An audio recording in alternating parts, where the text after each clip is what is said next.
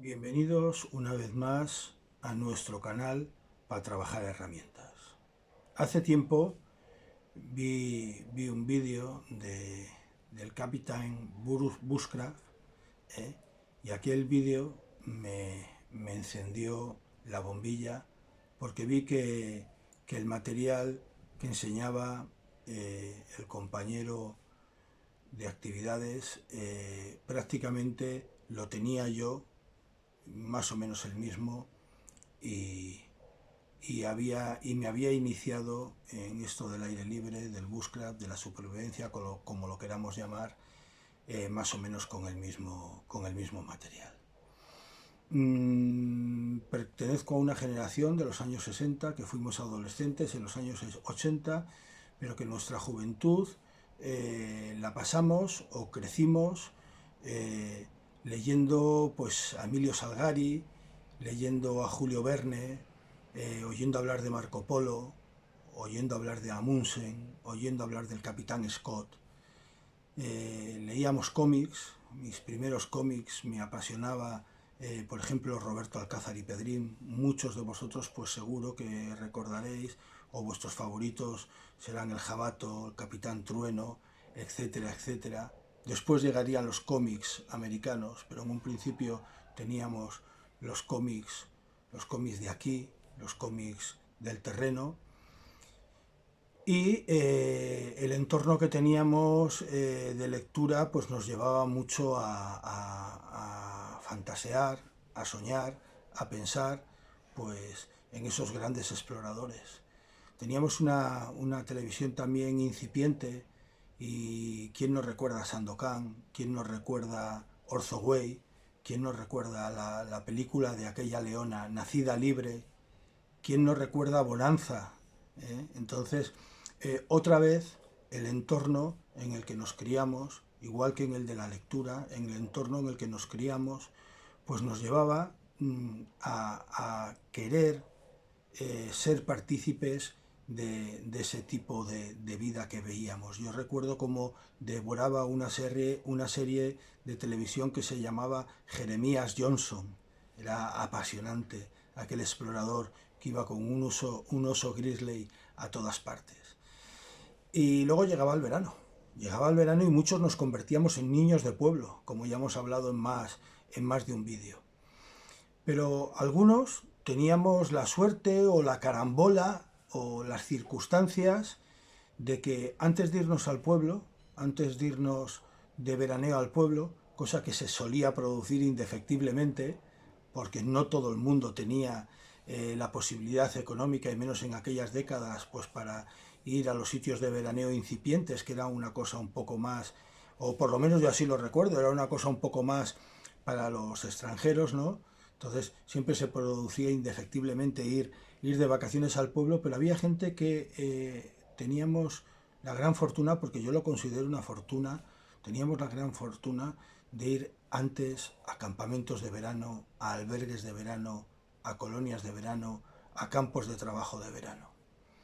En ese ámbito, en el ámbito del asociacionismo juvenil, pues se mueve el vídeo del día de hoy, de esos filos que empezamos a tener muy de jóvenes, porque había otra mentalidad, era otra sociedad. Lo hemos repetido mucho, lo hemos hablado en muchos vídeos, casi se ha hablado hasta la saciedad, en la que las cosas se veían de otra manera, y a una edad muy joven, pero muy joven, ya empezábamos a manejar filos, pero a la par que empezábamos a manejar cantimploras, mochilas y tal, pues porque el ocio y el tiempo libre iba enfocado en el verano, en aquellos veranos en ciudades de lona, iba enfocado en ese sentido. En el vídeo de hoy os enseño los filos con los que yo empecé, un poco cronológicamente, y tengo que decir pues que son unos filos a los que le tengo muchísimo aprecio. Hacer hincapié en que, lo he dicho muchas veces, se ha producido una fractura generacional con respecto a nuestra afición.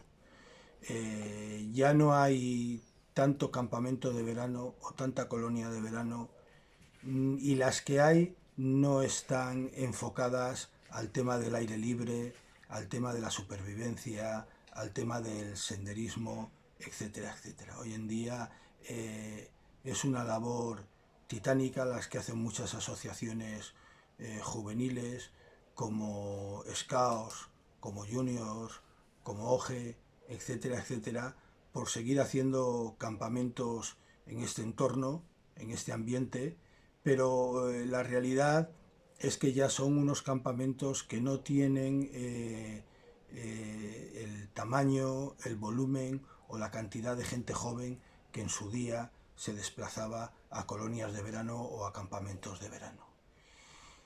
Y los campamentos que se hace hoy en día, por lo que yo observo, pues van con respecto también a la evolución de la sociedad y no se manejan los filos, no se manejan los filos. Entonces ahí pienso que tenemos lo que he dicho, una fractura generacional en la que es bastante difícil que los chavales jóvenes de hoy en día se aficionen a los filos, a las navajas y a los cuchillos como nos aficionamos nosotros. Muchas veces no se me ha entendido bien que hable de una empresa en concreto. Todos sabéis la que es, una empresa albaceteña. Hoy no voy a mencionar el nombre, ¿vale? Pero no se me ha entendido muy bien que defienda la situación de esa empresa albaceteña y no se llega a comprender lo que yo quiero hacer llegar. Puede que algunos penséis que equivocadamente, pero yo creo que no tan equivocadamente. Los chavales de hoy en día ni tienen la posibilidad económica, como no la teníamos nosotros, pero es que encima tampoco tienen la manera de llegar a los filos. Entonces, mucho chaval de hoy en día, si no ve los filos en las áreas de servicio, si no ve los filos en las gasolineras, si no ve los filos en esos escaparates de los bazares, y los filos no están a un precio asequibles a ellos, difícilmente van a coger la afición al tipo de actividades que nosotros en su día nos aficionamos a ellas. Si la afición les viene tardía, como puede que haya mucha gente que esta afición le venga tardía, pues a lo mejor les coge ya en una situación económica en la que a lo mejor sí que se pueden gastar 70, 80, 90, 100 euros en un buen filo. Pero entenderme lo que quiero hacer llegar, que no es lo normal ni lo habitual. Entonces, pues hoy pongo la máquina del tiempo, me retrocedo o vuelvo, regreso al pasado, no regreso al futuro, regreso al pasado, de aquellos veranos de campamentos, de aquellos veranos juveniles y de los filos que a muy tempranas edades empezábamos ya a manejar. Bueno, pues tras la introducción os diré que este vídeo me vino a la cabeza hacerlo porque las cosas es lógico decirlas y sin ningún tipo de problema, y además es que es lo lógico, viendo un vídeo que hizo Capitán Bushcraft, ¿de acuerdo? Sebastián hizo un vídeo sobre sus primeros cuchillos y en cuanto vi los filos que estaba enseñando, a mí inmediatamente se me encendió la luz porque dije, bueno, si es que son exactamente los mismos o prácticamente los mismos que tengo yo. Ya lo hablé con él en la feria de cuchillería de Madrid, que tuve la oportunidad de hablar con él un rato. Y hace unos días le llamé por teléfono porque pensé que era de cortesía hacerlo así. No pensé, estoy convencido de que es de cortesía hacer las cosas bien hechas. Y le dije, oye Sebastián, a raíz de ver tu vídeo de tus primeros cuchillos juveniles y tal, tengo la idea de hacer una serie de vídeos pues sobre uno que me tocó en una tómbola posteriormente, otro también de la época que era de un guarda forestal cercano a mi familia, y quisiera también hacer los de los campamentos juveniles, los cuchillos y las hachas que tuve en mi primera juventud y los que probablemente fomentaron y realizaron esta afición que tengo hoy por hoy. Y entonces pues te quiero pedir permiso porque la primera idea fue tuya, tú eres el que has hecho el vídeo y hombre, si no hubiera sido consciente de ello pues hubiera hecho el vídeo y ya está, Sebastián, pero sabiendo que tú has hecho este vídeo antes que yo, pues lo cortés es llamarte y preguntarte si no te importa. Efectivamente pues Sebastián no me puso absolutamente ninguna pega, me dijo que por supuesto que adelante. Vamos, me dijo que no le tenía ni que haber llamado para pedirle permiso. Pero las cosas son como son y hay que decirlas y hay que reconocerlas. Lo bien hecho está.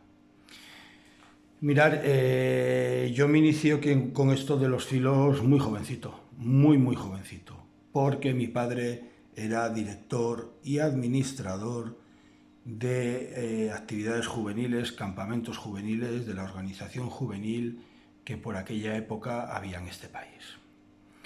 Entonces, que era la Organización Juvenil Española.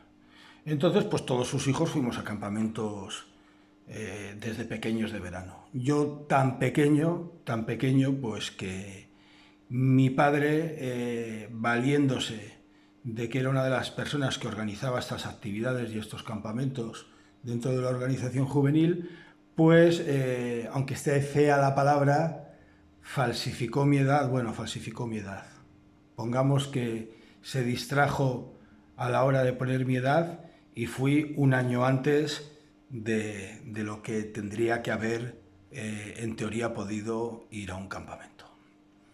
Entonces, entre los 6 y los 7 años yo fui a mi primer campamento juvenil.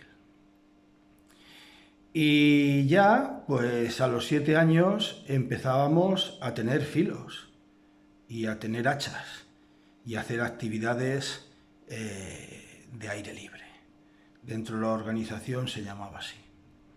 Y hoy pues os quiero hacer un breve repaso, pues están muy estropeados, están muy deteriorados, o sea, a medida que va pasando el tiempo, desde más pequeño hasta más mayor, pues ya van estando un poco más aseaditos, ¿vale?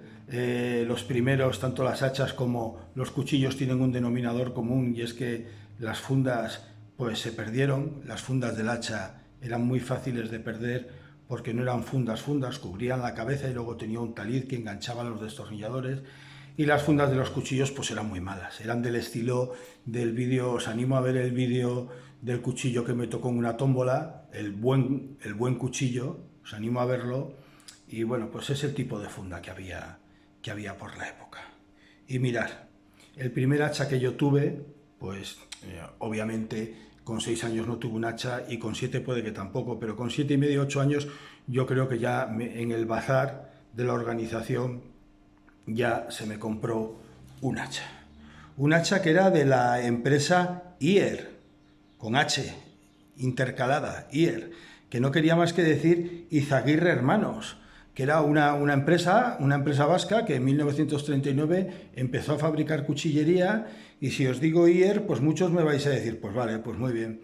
Pero si os digo Aitor, el tema ya os sonaría de otra manera, ¿verdad? Pues es que Aitor en un principio se llamaba IER, ¿vale? Y este primer hacha, que era un hacha herramienta multiusos, fijaros, tenía un destornillador, tenía un martillo, ¿de acuerdo? Sacaclavos y el hacha. Y lo que le diferenciaba de la posterior, que ya se hizo con la marca Aitor, es que las cachas eran redondeadas, estaban bastante integradas en el mástil, en el mango del cuchillo, ¿vale? Y que no llevaba la marca, o si la llevaba, yo a base de hacer el genízaro hice que se borrara. La funda, yo creo que la habréis visto alguna vez en alguna fotografía y tal. Cubría la cabeza, bajaba un trozo de cuero y enganchaba aquí debajo del destornillador. Unas se vendían simplemente como la casa IER y otras, las que se vendían para la organización juvenil, pues llevaban en la fundita el logotipo de la Organización Juvenil Española. Con el tiempo, pues salió el hacha nueva, que ya veis que la diferencia es nimia o mínima, el tamaño es prácticamente el mismo, cambia la cacha, ya no es de madera, ya si os fijáis es con los cantos en arista, ¿vale? Es como una madera prensada, esto era madera, y de hecho se nota. Cambia un poco, un pelo, es más agudo el sacaclavos que el antiguo y sí, no vamos a conseguirlo ver, o sí que se va a conseguir ver, sí que estaba el logotipo de la casa Aitor, ¿vale? Ya había dejado de ser IER y había pasado a ser Aitor. Bueno, pues para chavales de 8 o 9 años podéis figuraros que estas hachas eran una auténtica delicia para nosotros. En los campamentos juveniles pues hacíamos lo que se llamaba pontonería, acorde con las edades con las que se llegaban a los campamentos, y construcciones, y bueno, pues empezaba por aprender a hacer refresqueras o neveras para meter las cantimploras y que estuvieran frescas. Luego te enseñaban a hacer lo que se llamaban los cherokees, que eran como unos titis pequeños con trípode de madera y las ramas cubriéndolos para, en teoría, meter dentro la carne del conejo y otras comidas y que la mosca no les cagara encima y no les estropeara. Era unas especies de tiendas pequeñitas como los titis indios, ¿vale?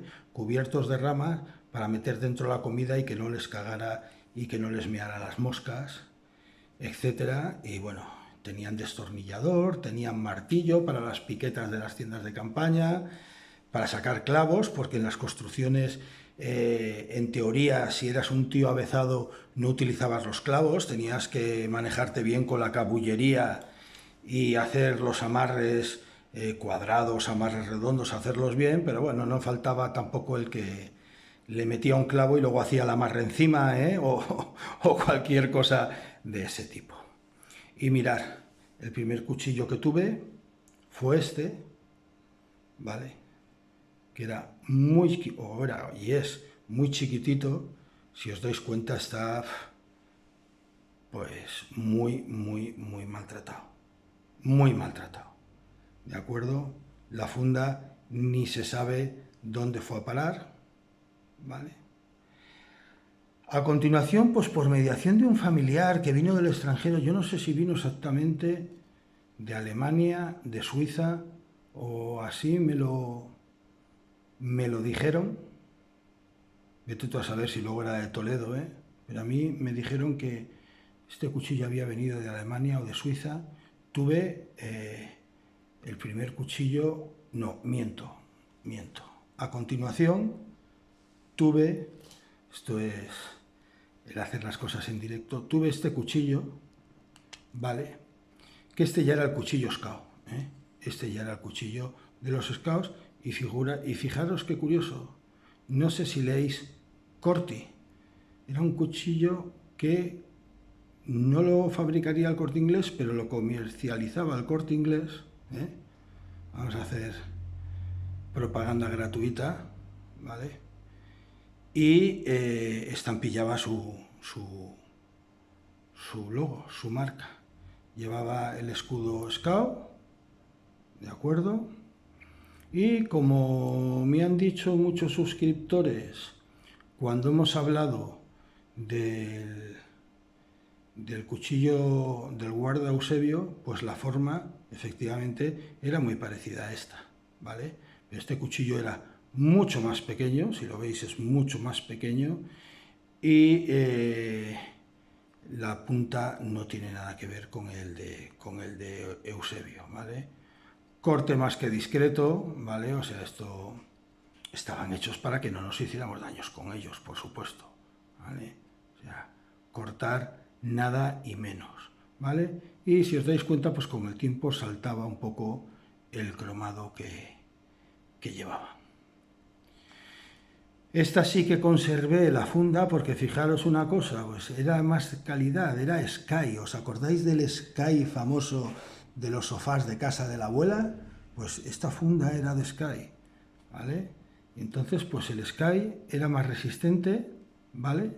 Y de este sí que conseguí conservar la funda del cuchillo.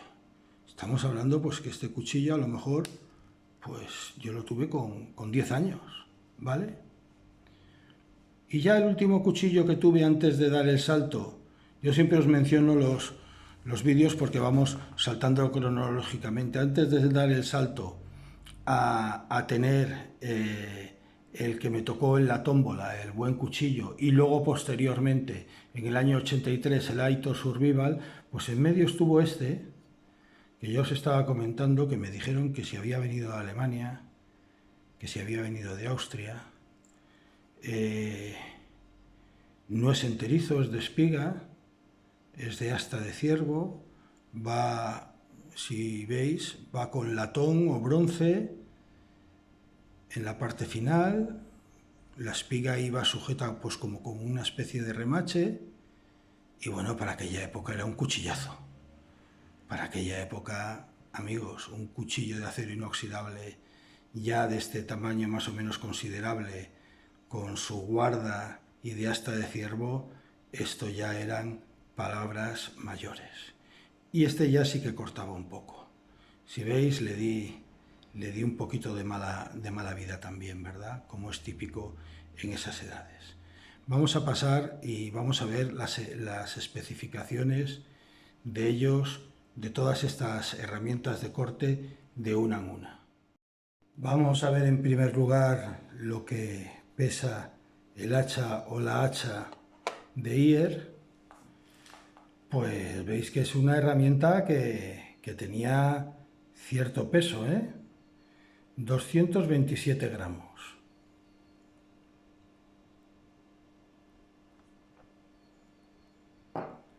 Vamos a recalibrar la balanza.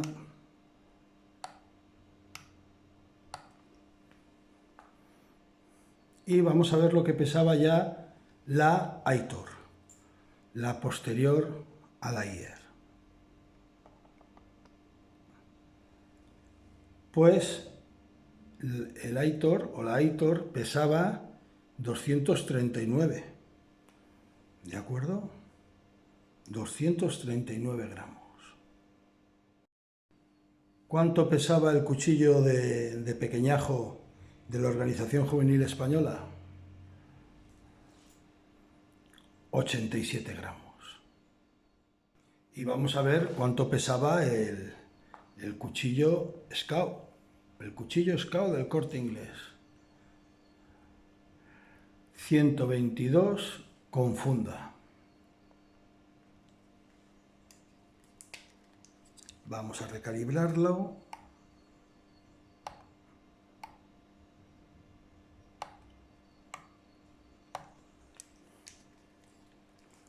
Y sin funda 95 gramos pesaba.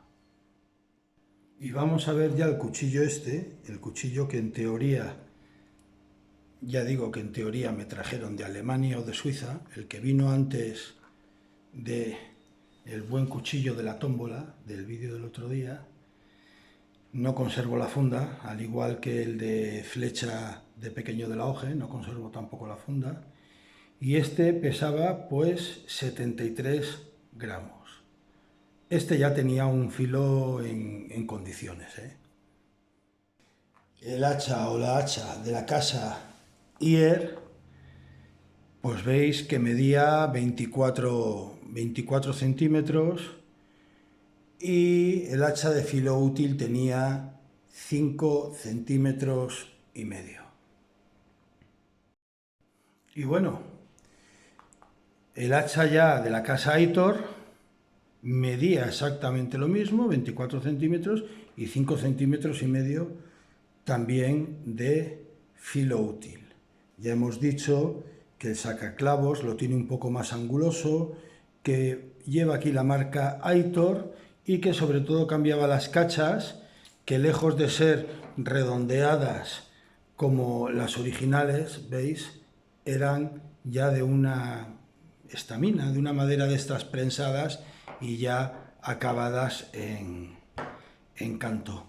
Siempre, y voy a hacer aquí un paréntesis, veo últimamente pues que en algunos sitios las ofrecen en su caja, ¿vale? Original, con su funda de cuero, y siempre me dan muchas ganas de hacerme con una de ellas, la verdad. Lo que pasa es que piden por ellas entre 90, he estado viendo en plataformas de segunda mano, piden por ellas entre 90 y 135 euros. O sea, las venden a precio de coleccionista, pues como si fuera una herramienta histórica, ¿no? Que de hecho lo es. Si no tuviera ninguna de estas dos, pues a lo mejor me tiraría a la piscina y la adquiriría, porque francamente me haría ilusión, a ver las cosas como son, me haría ilusión tener el hacha o la hacha en su caja original y con su fundita de cuero como la tuve en su día, ¿no? Pero teniendo ya estas dos, gastarme 135 euros o la vez que más barata la he visto ha sido por 90 euros y si es más barata de 90 euros en unas condiciones totalmente lamentables. Entonces, pues no sé, estoy así un poco a la espera de si algún día surge una oportunidad que a medida que pasa el tiempo, claro, y como es lógico y obvio, pues cada vez será más difícil tener esa oportunidad que ando buscando. Y el cuchillo de pequeñajo, de flecha, pues como veis mide 20 centímetros, ¿vale? Y el filo es de 10 centímetros, pero tiene recazo y el filo útil, si se puede llamar filo, porque claro, estaban preparados para no cortar y daros cuenta también de que está, aunque está maltratada la punta, también son carentes de punta, está totalmente redondeada. Pues de filo útil venía a ser 9 centímetros, no llegaba a 9 centímetros y medio. El pobre cuchillo está hecho trizas porque este cuchillo llegó, como os podéis figurar, en manos de un chaval de 8 años, 7 años y medio, 8 años, este cuchillo llevó lo más grande. Y el cuchillo Scout, bueno, en este plano no se ve el escudo de los Scouts está en el otro lado y el serigrafiado del Corte Inglés también está en el otro lado, pero íbamos a medir el filo, me ha tocado ponerle de este. Y me doy cuenta de otro vídeo que hice, los que sois parroquianos habituales, me gusta llamaros parroquianos más que suscriptores, es más de andar por casa. Los que sois parroquianos habituales lo recordaréis, que dije que como la canción de Loquillo no bailes rock and roll en el Corte Inglés y que me había comprado un cuchillo en el Corte Inglés, que el filo no era lo deseable, os invito a ver el vídeo. Pues me he dado cuenta de que no era el primer filo que yo había comprado en el Corte Inglés, ¿de acuerdo? Pero bueno, fui con mi madre y quien en todo caso lo compró fue ella. Pues qué estupendas aquellas madres, qué barbaridad, que con 10 años iban al Corte Inglés, nos compraban un cuchillo, nos habían comprado ya un hacha pequeña, nos metían todos los trastos en un macuto y una buena mañana nos subían en un autobús y en 15 días, si te he visto, no me acuerdo. No sé lo que pensaréis vosotros de ello, pero para mí fueron de los veranos más felices de mi vida porque a la vez, como hemos hablado en otro vídeo, ¿vale? En el vídeo del cuchillo de la tómbola, en el de buen cuchillo, pues cuando volvía de los campamentos de verano, pues me iba al pueblo, ¿no? Entonces, pues francamente, considero que fui un chaval con suerte. Considero que fui un chaval con suerte porque viví una vida en la naturaleza y en el aire libre. Bueno, me estoy yendo por las ramas. El cuchillo mide 22 centímetros y medio en total, ¿vale? De filo tiene 12 y medio, pero de filo útil, porque tiene un recazo muy amplio, muy amplio. De filo útil mide unos 10 centímetros y medio. No, la toma no lo deja ver, perdonar, ¿vale? De filo útil mide unos 10 centímetros y medio. Con su funda, pues quizás un poquito más, casi llegando a los 24 centímetros. Bueno, no puedo hacer la toma de otra manera, me va a tocar estarlo sujetando. Pues el cuchillo alemán suizo de vete tú a saber de dónde era realmente. Ya sabéis que a los chiquillos se nos engañaba como a chinos por aquellas épocas, pues pesa, pesa. Mide 22 centímetros y medio. Como los anteriores, tiene un recazo muy grande, un recazo muy amplio. Entonces de filo tiene 12 y medio, pero de filo útil solo tiene 11 centímetros. El ancho de la cabeza del hacha, como podéis ver, es de 1 centímetro. Sin embargo, de la IER, ¿vale? No sé si lo podéis ver. Acabo de encontrar otra diferencia. El ancho no llega a el ancho de la cabeza del hacha no llega a 1 centímetro, se queda en 9 milímetros. El ancho de la hoja del cuchillo de flecha de pequeñajo, pues ahí lo tenéis, rozando los 4 milímetros. Y el ancho del cabo, ¿vale? Un poco en forma de guitarra, tiene 2 centímetros con 1 milímetro en su parte más ancha. ¿Cuánto mide el ancho de la hoja del cuchillo Scout? Pues 3 milímetros. Más estrechito que el anterior. 3 milímetros mide. Y el ancho del mango, del cabo del cuchillo, es de 1 centímetro y medio. Ojo con el teóricamente alemán o suizo, que de ancho solo mide 2 milímetros y un poquito, ¿eh? No llega a 3 milímetros ni de casualidad. 2 milímetros y un poquito. Y aunque es un material natural con el que está encavado el cuchillo, pues en la zona más o menos del medio vemos que mide 1,8.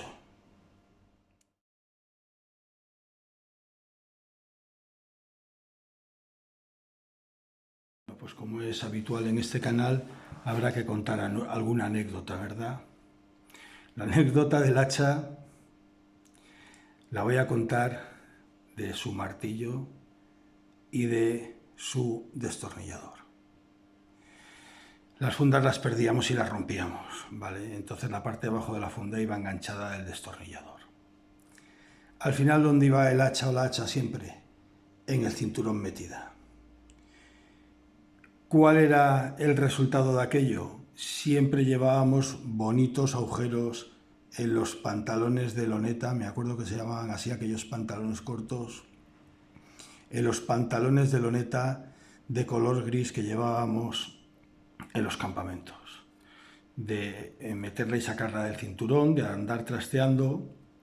El destornillador pues nos acababa haciendo agujeros y rotos en los pantalones, con las consiguientes broncas que nos echaban nuestras madres. Y las broncas iban en dos sentidos. Habían dos broncas que eran indefectibles cada vez que volvíamos de un campamento. El roto en el pantalón, que ya nos lo habían zurcido del año anterior, por supuesto, y que nos habían advertido de que no se volviera a producir, y que nosotros volvíamos del campamento todo ufanos diciendo que veníamos muy morenos, y la bronca de nuestra madre era monumental porque agarraba la piedra pómez. Todos recordaréis lo que es la Piedra Pómez, nos metía en la bañera o en la ducha y decía, al grito de te voy a dar yo, moreno, nos quitaba toda la roña de la piel que llevábamos 15 días, acumulada de 15 días, que más que roña de la piel, pues era pátina. Llevábamos una pátina de coleccionistas encima. Sirva el humor. Bueno, y del martillo, pues ni que deciros tengo que las tiendas de campaña eran tiendas aquellas grandes, ¿de acuerdo? De aquellas que tenían 3 palos, uno delante, otro detrás, y el larguero de arriba, ¿vale?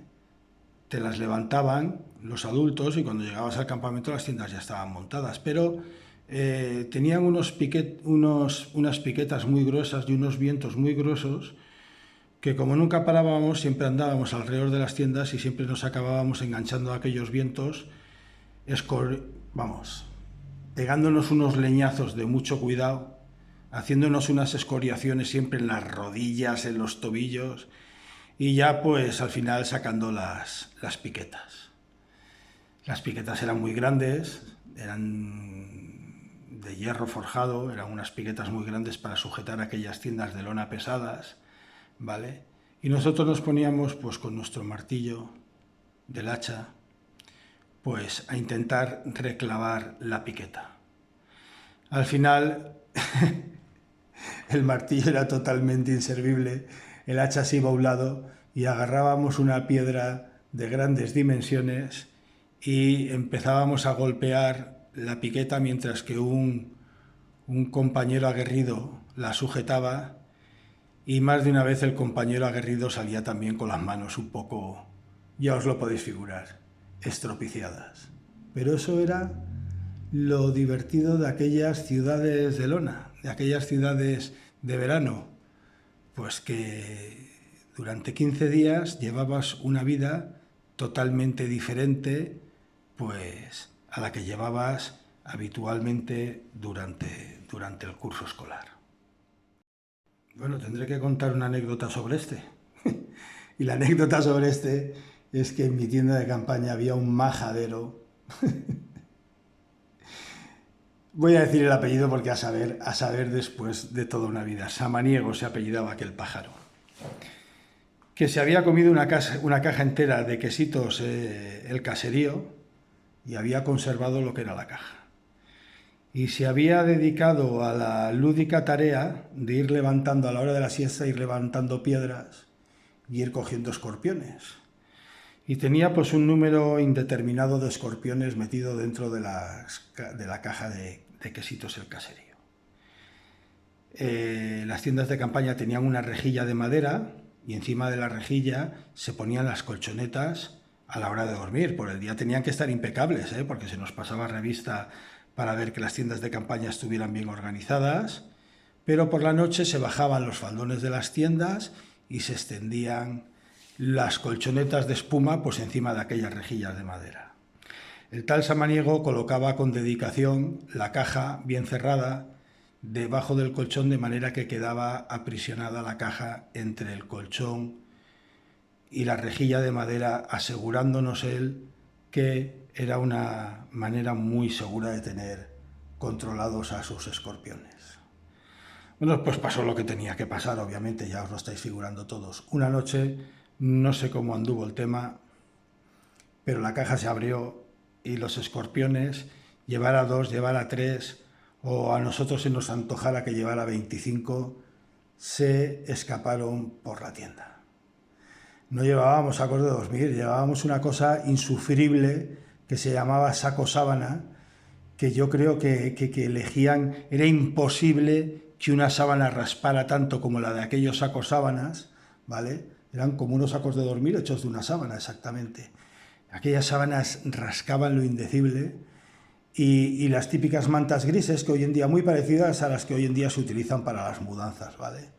Pero ahí no dormíamos en sacos de dormir aislados. Os podéis figurar los 7 u 8 que estábamos dentro de aquella tienda con las linternas de petaca, aquellas de las pilas de Cegasa, aquellas linternas de petaca que alumbraban menos y nada, todos como unos histéricos, cuchillo en mano, poniendo toda la tienda patas arriba para buscar a los escorpiones. Claro, cuando entró el responsable que tenía que entrar y nos sorprendió a todos de aquella guisa, voceando, os podéis figurar quiénes se quedaron sin baño al día siguiente, ¿verdad? Pues eso, una de las anécdotas que se me puede ocurrir de este cuchillo. La anécdota de este cuchillo es simpaticísima. A mí por lo menos me hace mucha gracia. Yo nunca pertenecí al movimiento Scout, no por nada, sino que porque cuando ya uno se mete en una organización juvenil, pues sigue en ella, ¿vale? Entonces yo ya le había dicho a mi madre pues que este cuchillo pedía recambio, ¿no? Entonces mi madre dijo, pues ya está, vamos al bazar. Recuerdo que en Valencia estaba en la calle Burriana, vamos al bazar y te compramos un cuchillo nuevo. Esto, 11 años a lo mejor, o 12 años, ¿eh? El bazar estaba cerrado, entonces mi madre dijo, pues al Corte Inglés, a la tienda de caza del Corte Inglés, pues a la tienda de caza del Corte Inglés. Y en el Corte Inglés el dependiente dijo, señora, yo no tengo cuchillos de la hoja, yo tengo cuchillos de los Scouts. Y mi madre dijo, pues un cuchillo Scout, ¿qué pasa? No hay ningún problema, claro. Yo me acuerdo que miraba ojiplático a mi madre y le decía, yo no quiero un cuchillo Scout. Y mi madre me decía, sí, tú no hay otro cuchillo y o te llevas este cuchillo o no te llevas ningún cuchillo. Y claro, mi madre es gallega y además ejerce de gallega, ¿vale? Y yo ya vi en mi madre esa cara que dije, o te llevas este cuchillo o te vas a quedar sin cuchillo. O sea, que más vale que te calles la boca, agarra el cuchillo y corre, como el título de la película, agarra la pasta y corre, ¿no? Pues agarra el cuchillo y corre y cállate la boca porque tu madre ya te está poniendo una cara de muy pocos amigos, y el empleado del Corte Inglés te está mirando como niño, te voy a estrujar el cuello. ¿De acuerdo? Bueno, pues me llevé mi cuchillo con el logo Scout, serigrafiado del Corte Inglés, y os podéis figurar que aquel campamento, aquel verano y los sucesivos, hasta que llegó el famoso cuchillo alemán suizo, fui el vedette o la vedette del campamento, ¿vale? O sea, no os podéis figurar, por la lógica, vamos a ver, chavales, chiquillos, la lógica rivalidad de la chiquillería, porque además coincidíamos en muchas instalaciones, las dos organizaciones, estaba pues aquellas tonterías de los piques, de tal y que cual. Bueno, ni que decir tiene cuando me presenté yo en el campamento con un cuchillo Scout. No tuve que aguantar nada aquellos 2 o 3 veranos yo por llevar un cuchillo con el escudo Scout, lo cual me importó absolutamente 3 pepinos, ¿eh? Yo tenía mi cuchillo, que era lo que quería, y me daba exactamente igual, ¿vale? Cosas de chiquillos, pero una anécdota simpática. Y la anécdota de este cuchillo es pues que fue un cuchillo de transición. Este fue el cuchillo entre el que os he enseñado, Scout del Corte Inglés, y ya luego el que me tocó en la tómbola, el buen cuchillo de vídeos de días atrás. Y con este cuchillo en un campamento me hice un tajo en la pierna importante. ¿Por qué? Pues por cafre. Y porque éramos chavales. Y por no hacer las cosas bien hechas. Y recuerdo que estaba con una corteza de pino intentando tallar una barquita para luego por la tarde en el río ponerlas, que hacíamos competición y tal. ¿Y dónde tenía apoyada la concha del pino? Pues en la pierna. ¿Qué me dijo un responsable 2 o 3 veces? Eso no se hace así. Y me corrigió y me dijo cómo lo tenía que hacer. Pero yo, en cuanto el responsable se daba la vuelta, digo, tú dirás lo que quieras. Ladrachucho, que no te escucho, porque a mí me es más cómodo apoyarla aquí en la pierna y así yo la voy tallando. Bueno, pues efectivamente, hasta que el cuchillo se fue, me corté y me confiscaron el cuchillo por el resto del campamento. Claro, ¿no? Las cosas no iban a más, ¿eh? No iban a mayores, es que eran otras maneras de pensar. Hoy yo entiendo que puede que haya gente que me escuche y que diga, pero esto pues, era lo que había, si es que no había más. Pues ya te devolveremos el cuchillo cuando cuando se acabe el campamento. Ya no hay cuchillo.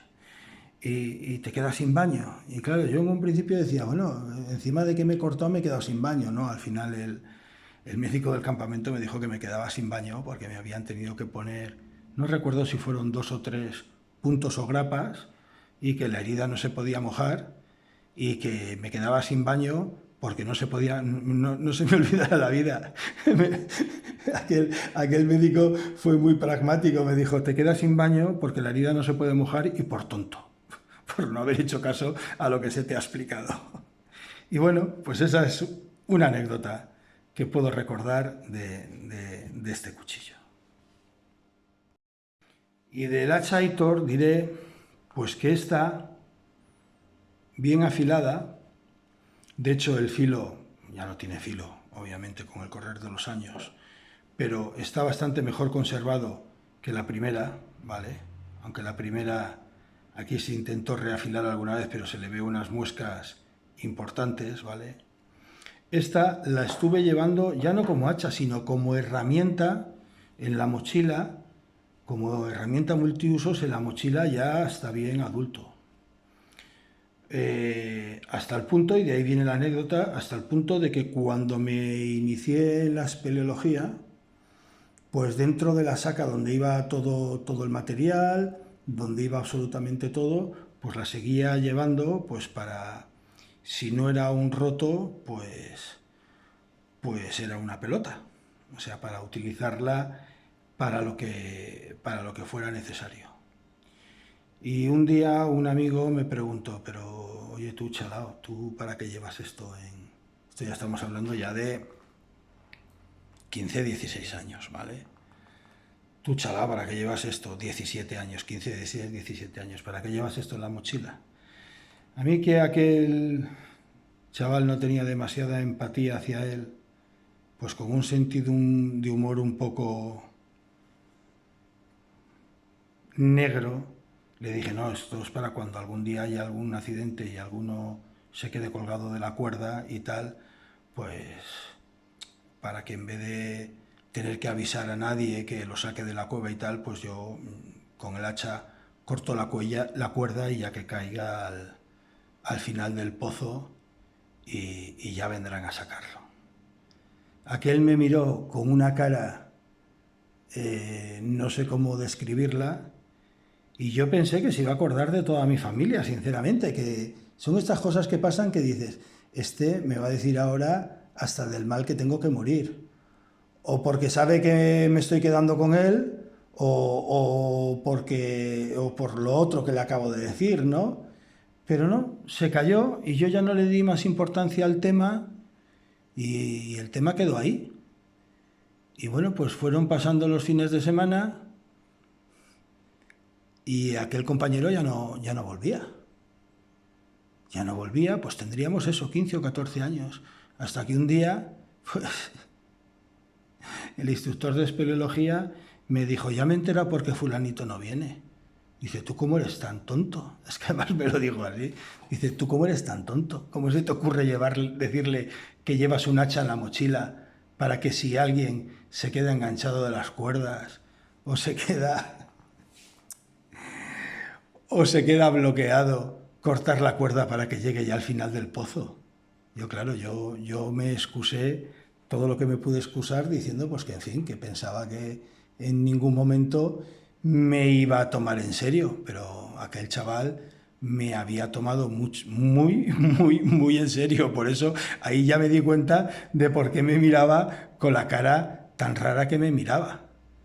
Y claro, y el instructor me decía, pero es que a ti no se te ocurre otra cosa de decirle que si se queda enganchado en un fraccionamiento, que en vez de rescatarle y tal, que cortamos la cuerda y que...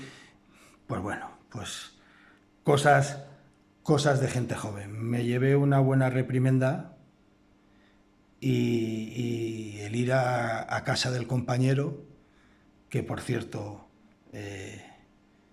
luego nos hicimos muy buenos amigos de uña y carne, lo que suele pasar con estas cosas. Ya me la devolvió, ya me la devolvió en su día, porque aquí todos, por aquella época, éramos ingenuos por barrios.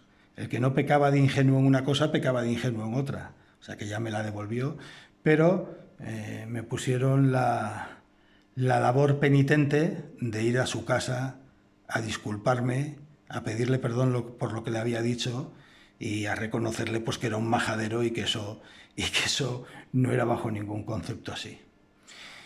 Y sí, es que a lo mejor os sorprende un poco, pero con 15, con 16 años ya empezábamos en mi época a hacer iniciación a la espeleología. Y es la anécdota más o menos que puedo contar de este hacha o de esta hacha, que cuando la recuerdo con el tiempo y alguna vez cuando todavía vuelvo a coincidir con ese chaval y lo hablamos, con ese compañero, con ese chico, digo, vamos, es que sí, reconozco que fui un cafre, ¿no? Pero es que nunca en la vida me hubiera figurado que te lo ibas a tomar en serio, ¿no? Que pensabas que estaba hablando totalmente en serio y el otro siempre pues se reía y se ríe y me decía, oye tú, no voy a repetir el improperio, pues me lo decías tan serio y yo me estaba iniciando y eran los primeros días y tal, que claro que te tomé en serio, que dije, bueno, estos tíos, si uno se queda enganchado en un fraccionamiento, cogen y le cortan la cuerda, ay. Bueno, os lo podéis figurar, ¿verdad? Anécdotas juveniles de chavales.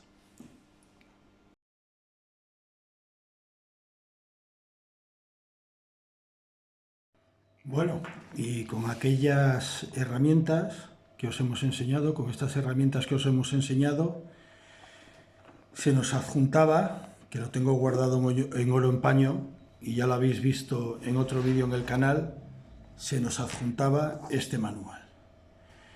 Este manual que ya acuñaba la palabra aire libre para el tipo de actividades que nosotros realizamos, ¿de acuerdo? Y este manual nos acompañaba en los campamentos de aire libre, los campamentos de verano, los campamentos de supervivencia, y en él pues se nos explicaba pues de todo, absolutamente de todo. Ya digo que hay un vídeo específico, en el canal sobre este manual, ¿de acuerdo? El manual aire libre. El escritor Miguel Delibes también tiene un libro precioso, un libro muy bonito, que se llama Mi vida al aire libre. Con ello no voy a reincidir en lo que ya he dicho muchas veces, ¿vale? Simplemente hago la anotación de que desde hace muchos años en nuestro país, pues a la actividad que nos gusta de senderismo, de montaña, de supervivencia, de campo, pues se le ha venido denominando como aire libre. Recuerdo nombres de campamentos, pues bueno, que permanecen en mi memoria y que son difíciles de olvidar, pues como Tabarla, como Buñol, como Navalón, como Palancares, Cuenca, Espinosa de los Monteros y tantos otros. Pero si en la memoria y en el recuerdo y en el repaso de estos filos y de este manual y de aquellos veranos de campamento tuviera que recordar uno especialmente, pues hombre, recordaría Covaleda, que se le llamaba la Catedral de los Campamentos, que estaba en el raso de la Nava, en Soria, un campamento espectacular, muy cerca de la Laguna Negra. Y recordaría con mucho cariño, aunque era un campamento menor, no tenía la grandiosidad, por decirlo de alguna manera, que tenía Covaleda, recordaría con mucho cariño el campamento Fuente la Peña, en Peñascosa, Alcaraz, provincia de Albacete. En el campamento de Peñascosa, ya digo, en Fuente la Peña, en Peñascosa, en Alcaraz, hice unas amistades que como casi todas las que se fraguaban en los campamentos de verano, perduraron durante el tiempo, pero hice unas amistades muy especiales hice unas amistades que han perdurado hasta nuestros días. Sin más, después de haber repasado los filos que llevábamos a los campamentos, los cuchillos, las hachas, después de haber repasado este manual, después de haber hablado de aquellas fabulosas amistades que hacíamos y que, como ya hemos dicho, han perdurado hasta nuestros días, quiero tener unos breves recuerdos para determinadas personas. Tendría que mencionar a tanta gente de la Roda, de Albacete, de aquellos veranos de campamentos como Javi, mi entrañable Moisés, que sigue acompañándome a todas esas locuras montunas que hacemos, Paco, José Antonio, Josito, José Carlos y tantos otros, que me disculpen los que me olvide de sus nombres.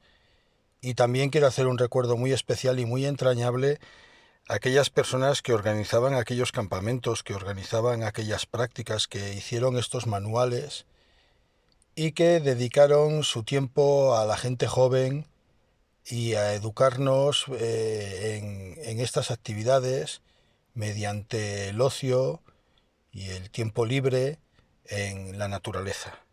En el vídeo de presentación del canal ya hablé de ellos, pero hoy he creído oportuno que había que volverlos a mencionar porque el vídeo así lo requería. Y a continuación os voy a hacer una breve semblanza de 3 de ellos, no los únicos, pero sí quizás los más importantes y representativos. Un caserío está entre bosques y prados. Un caserío está. Allí vive dichosa una chiquilla hermosa que se llama Soledad, y que se llama Soledad. Sole, cuánto me gusta tu nombre, Soledad. Sole, también me gusta todo lo demás. Y cuando sale Soledad, me gusta una barbaridad.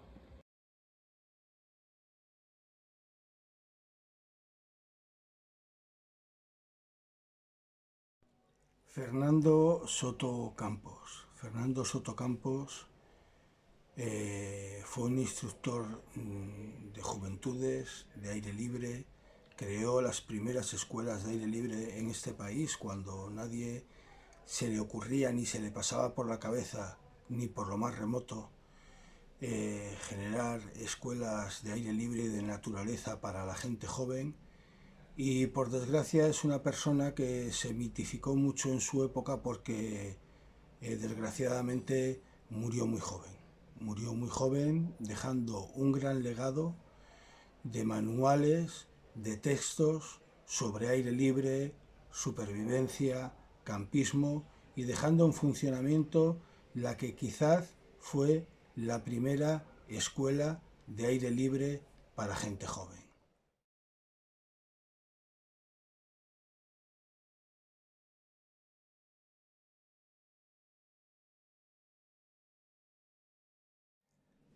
Manuel García Serrano, y como veis todos, esbozo una sonrisa. Popularmente más conocido como Nube Roja. ¿Por qué se le llamaba Nube Roja? Porque era un individuo, un señor, un caballero muy grande, totalmente pelirrojo.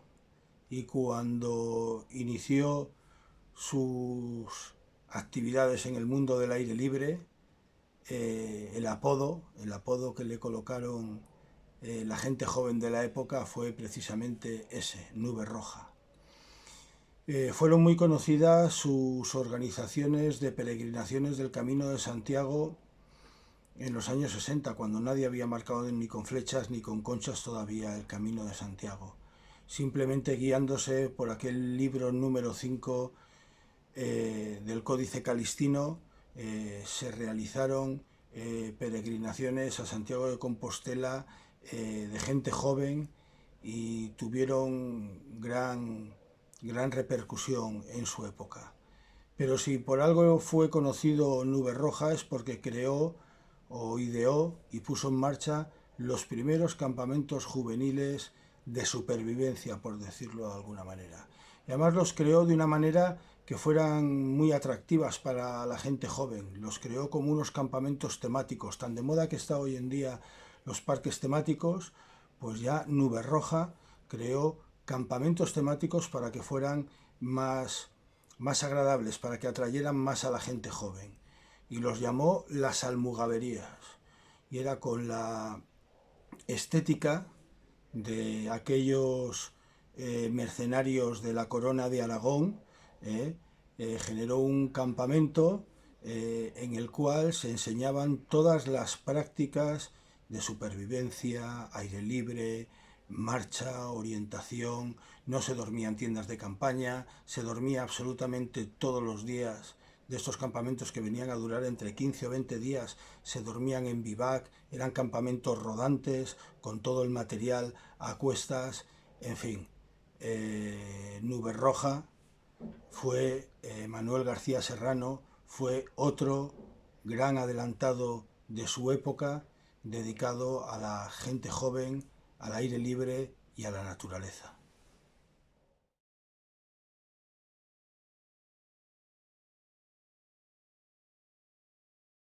Y las tres patas del banco, no hay dos sin tres. El gran Joaquín Villegas Riancho.